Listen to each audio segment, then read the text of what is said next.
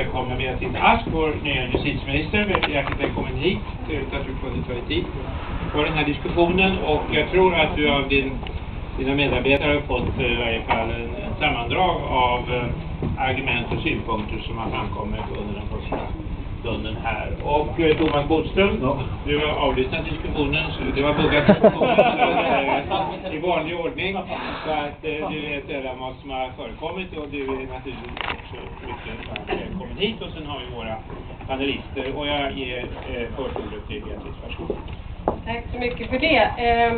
Lite nervöst är jag naturligtvis att komma på en sån här värdesökt konferens när det redan har pågått ett tag, även om jag har fått information.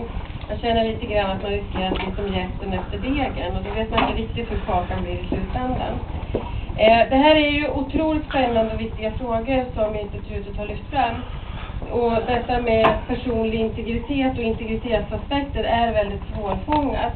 Vi har ju inte heller i svensk lagstiftning någon riktig definition av begreppet som är entydig och enkel att använda. Samtidigt så har vi ju en tendens i samhället att inte minst media fokuserar på att man ska visa allt i alla sammanhang. Och någon allmän inställning om att om man inte skäms över sin kropp eller sitt liv eller vad det nu kan vara, så kan man visa allt. Alltså det är någon väldig hastighet som där utvecklas. Och samtidigt så har vi då den här eländesbilden av grov kriminalitet, extrema konstiga nätverk och grupper som liksom håller på något sätt och är farliga för oss. Det här skapar ett klimat där just integritetsaspekterna är besvärliga att hantera, och där det är väldigt lätt att det blir en obalans.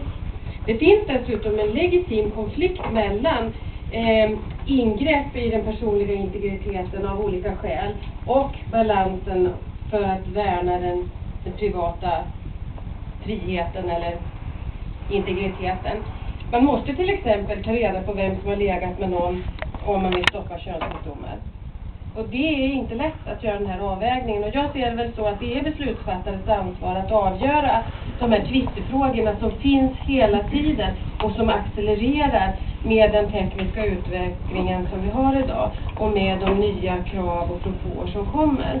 Och dessutom så är det då inte längre bara det som händer i Sverige som påverkar det här skeendet, utan också ett internationellt skeende som är nog så viktigt.